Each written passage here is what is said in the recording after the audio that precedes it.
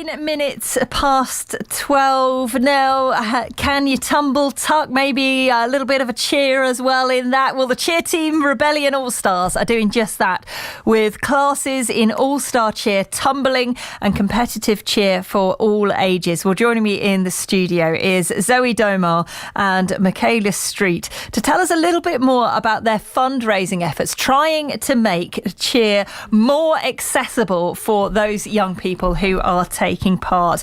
I suppose for anybody who hasn't heard anything about it, tell me a little bit about what Rebellion All-Stars does. What's it all about? I think a lot of people think it's to do with poms and you just throw them in the air, you do a little dance, you cheer on a football team, but it's absolutely a lot more than that. We actually don't use poms at all in our team. We only learn to throw people in the air and catch them, tumble over ourselves, put together routines to do performances. And yeah, it's just a whole lot of fun. I know over the past 2 years there's been a Netflix series, if anyone's ever seen it, called Cheer, which followed a university team in America. So we kind of do similar to them, but a little bit lower level than what they are. They're like the top of the game, which we aspire to be like, but we're just a little bit lower level than that. I mean, yeah, it's interesting how our perception of cheering is, and it probably is that kind of American influence. I mean, there was a lot of films about Bring It On, which we kind of think about cheer as, you know, pom-poms, but is it much more about the kind of gymnastic art to it, but that all into a routine together? Yeah, so people think we're kind of crazy because we train really hard, like our competitive athletes in particular.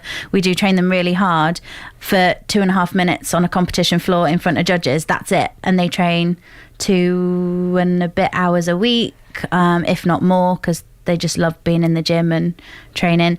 But it's literally all for 2 minutes in front of a judge. And that's it. And you could have a good day that day, you could have a terrible day that day. We've had that before where we've trained, the routines looked amazing, but we've got to comp and something's just gone wrong. It's just how it goes, but we train how to deal with that as well as the winning. And that. We often think of cheer squads as kind of doing something before a pre-match kind of thing. Do you ever do anything of that?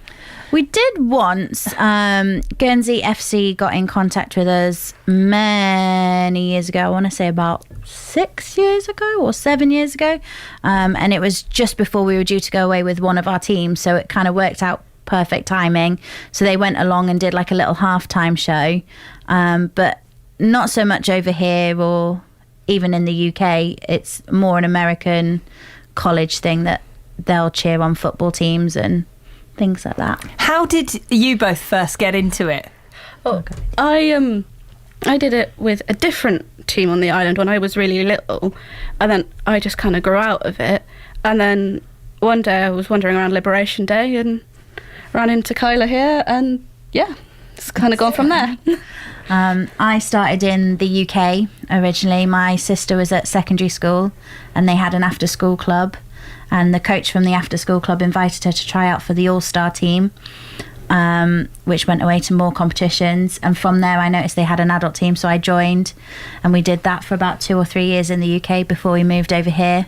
And I just noticed that there wasn't really an after school club over here, so I first set up that, and then from there they were all like, we want more classes, so I just decided, I'll set up a team, and we've just grown from there. What's the difference between a squad like yourself, a cheerleading team like yourself, and perhaps, you know, somebody who goes to a gymnastics group? I think there are definitely similarities. So the tumbling aspect, like that, we both speak the same kind of language when it comes to tumbling. The progressions are a little different, so how we progress our levels is a little bit different to gymnastics. So certain skills, some of the gymnasts we've had who've come to cheer are doing in a level they're learning at gymnastics is actually placed in a different level for cheer.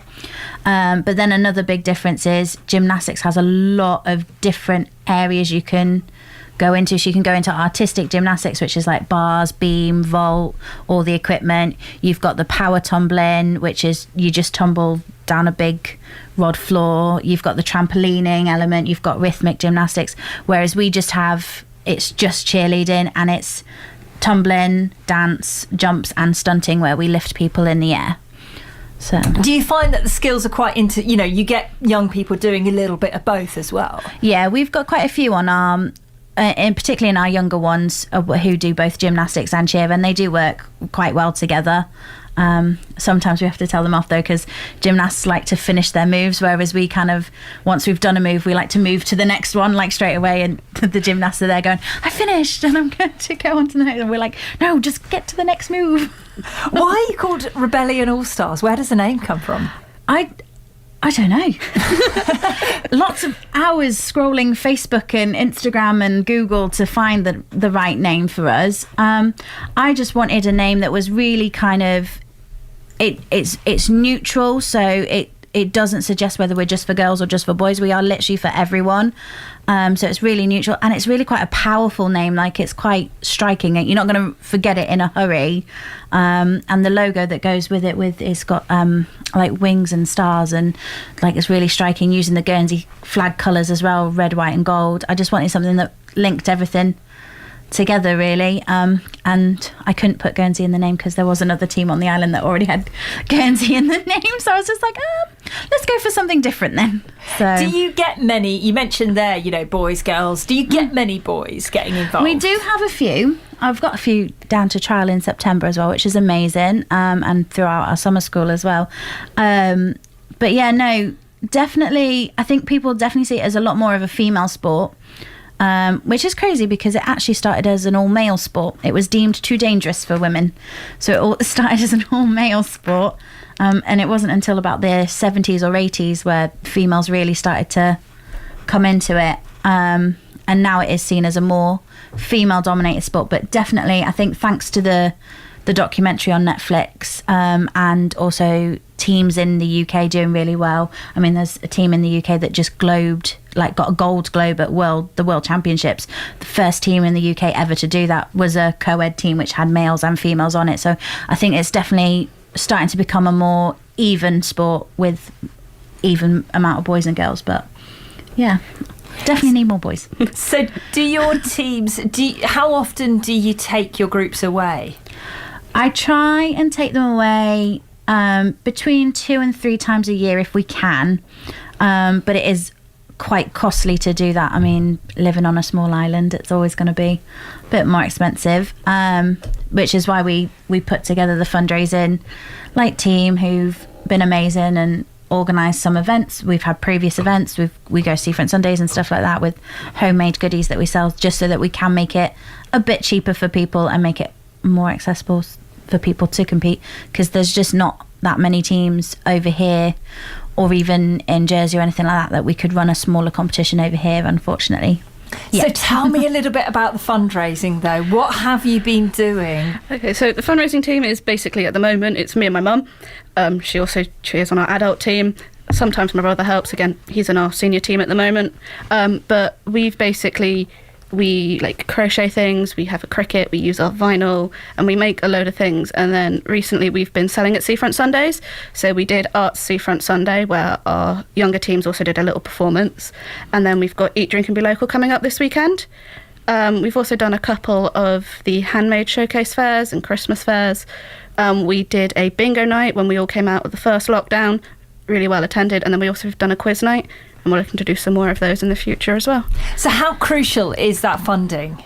Very crucial. And I mean, it's the way with the world at the moment. Everything is getting more expensive, but cheerleading in particular isn't a cheap sport at all, particularly if you want to get to the higher levels and really become a competitive athlete. Even if you took the travel alone out of it, uniforms can cost quite a lot, and the proper training shoes and things like that can be quite expensive. So having that fundraising team provide some funds to make things a little bit cheaper, it does mean that some children over here, can be like, oh, but I can go to comp because they've managed to take, even if it's £20 off what I need to pay. It's every little helps. Is there a danger that things like this become a bit exclusive and that only some people can get involved with something like this because of the costs involved? I think some people can definitely maybe view it that way. I've always tried to keep it as accessible as I can. And I've always had an open kind of office door policy. If a parent does get into trouble, as I, and they're starting to struggle, I was like, please come and speak to me, because I was that person with my team back in England where I just kept really quiet. And then it wasn't until the coach came and sat me down, she was like, you're behind on your payments. We've got this comp coming up. What's going on? And I just broke down, and she was like, you absolute nana. You should have come and seen me. we'd have sorted out a new plan. So that's something I've definitely tried to implement in the club, and having that fundraising team has definitely helped. So why are you so passionate about, this sounds like a lot of work to me, all your efforts for fundraising? Well, it is a lot of work, but it's for a sport that I love, and yeah, if any little helps, and especially for like the kids that I coach as well, anything to help them progress up through their levels and I think continue with sport they enjoy. Your teammates and the people we coach and that, we've just become like a second family. And so you would do anything for family. Like if my mum was to say to me, I'm a little short for the bills this month, can you lend me 20 quid or something? It'd be like, yeah, sure. If I had it, I'd give it over. So it's kind of like the same. We're creating that fund so that if someone in our cheer family needs help, they can come and just get help, because we just don't want to see them go without, really. Yeah. What sort of reaction do you get from people when they realise what you're raising money for? Mostly interest, and then they'll be like, oh, well, what ages do you do? So we'll give them the information, and quite a lot of the inquiries have led to people coming to trial for Kyla and everything else. But some people are like, oh, do you just throw your pom-poms? And we're like, no. And then we sit them down and we explain it, and they're like, oh, that's really cool. So then it kind of snowballs from there. Do you ever get young people saying, but I want to do a pom-pom? We did have a pom team once. Once upon a time, we had a pom team. To me, that seems like quite good fun. If I had the interest again, then maybe. But at the moment, there isn't really the interest. I think once they come in and see what we actually do, they're actually a lot more interested in, oh my gosh, I can learn to flip over myself. Oh my gosh, I lifted this person, or the person in the air was like, I got lifted in the air today, it was so good. So I think there's a lot more excitement for that element than the POMs. Not that there isn't a demand for it, but no one's asked me really for it. It's not what we're known for.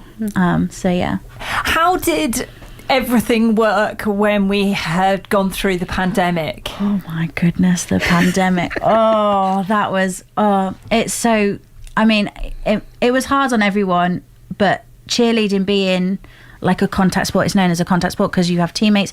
We're meant to lift people in the air, and to try and do that, you can't do that via Zoom because we couldn't get together to lift people. So, and you can't lift each other from screens. So we had to really think, oh my goodness, okay, how do we keep classes going? How do I keep the interest going?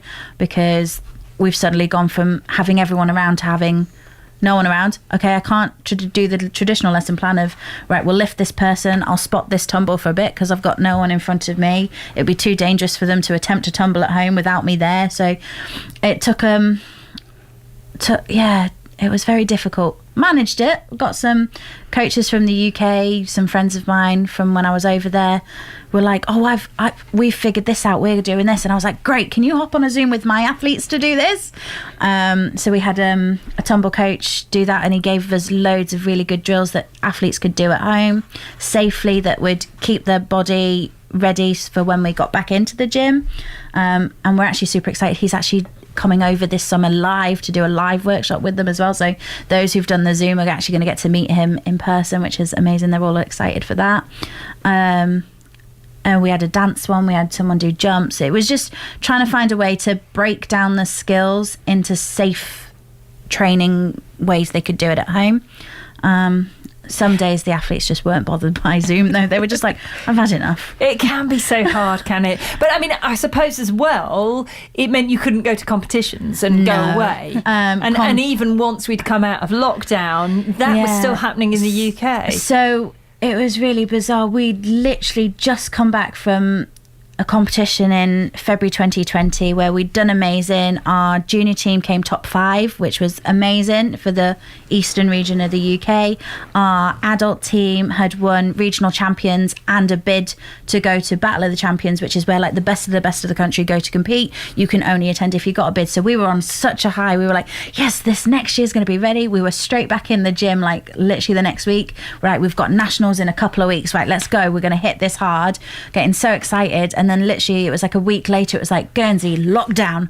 And we were like, okay, so what do we do now? And then it was like the UK after that lockdown. And we were like, okay, so we can't, all the competitions have stopped. Okay, well, how do we train? Oh, well, we'll go next year. It'll be fine. We'll go next year. We'll be fine. And then it's like second lockdown, and we were like, oh, just as the UK was starting to bring back in-person competitions. Some of them did virtual competitions, but because Guernsey, which I'm quite thankful for, Guernsey didn't follow the UK because like the UK was in and out of lockdowns. We were very well prepared, and it was very well handled here. We just weren't ready to even try a virtual competition really to push. So we've just taken the past year and a half really to hone our skills, past year in particular that we've been training to just really work on our skills, and the plan is to compete again from February next year. So will that be the first time you've been away since 2020? COVID? Yeah, that will be the first time we've been away competing. We're going away for coaching courses in October, so that'll be the first time we've gone away for an in-person coaching course as well. We did do one via Zoom last year for our preschool program, just getting qualified for that, which was a weird experience because it was like, and it was like, imagine you have your athlete. How would you teach this athlete? And so we all grabbed teddy bears from our like houses and that to be like, well, I'd make this athlete do this. It was a very bizarre experience. Having to coach invisible tiny children is very difficult. It's very tricky. So I'll be glad to get back to an in-person coaching And do course. you start? I mean, you start that young in terms of young people who can get involved. As young as preschooling? Yeah, so last year we introduced our 18 months to 3 years class. So what's that, 1.5? Pretty much from walking, when they've been able to walk, to come in. In terms of teaching them skills, we teach them more like their body awareness, their spatial awareness, getting used to us as coaches, getting used to the equipment, things as an introductory into it, and gradually, because I mean, anyone who's had those kind of kids at that age, no, they're not the best at listenings. They're not the best at doing instructions or following instructions, things like that. And we can really see from when our preschoolers started to now, we can get them to sit in a circle and do a full song, and you know, they know exactly what each piece of equipment we're trying to aim for them to get on and what we're wanting them to do, and they're starting to really be aware of who's around them and how to move and things like that.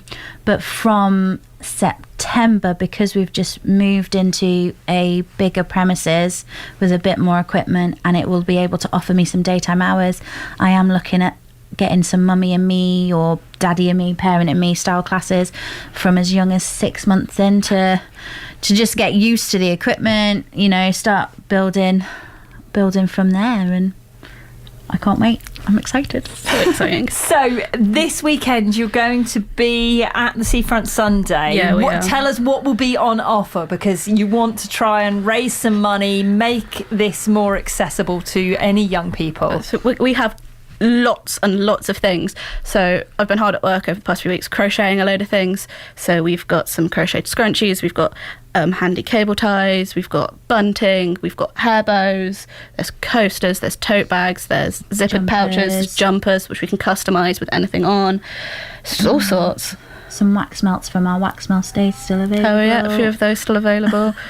And key rings, all sorts of things. So a whole wide variety. You'd like to encourage anybody to come down. Absolutely. Anybody, everybody, even if you're not in the mood to buy anything, just come and say hi. If you're interested in classes, please just come and give us a hi. We've got leaflets and information that we can hand out. So, yeah.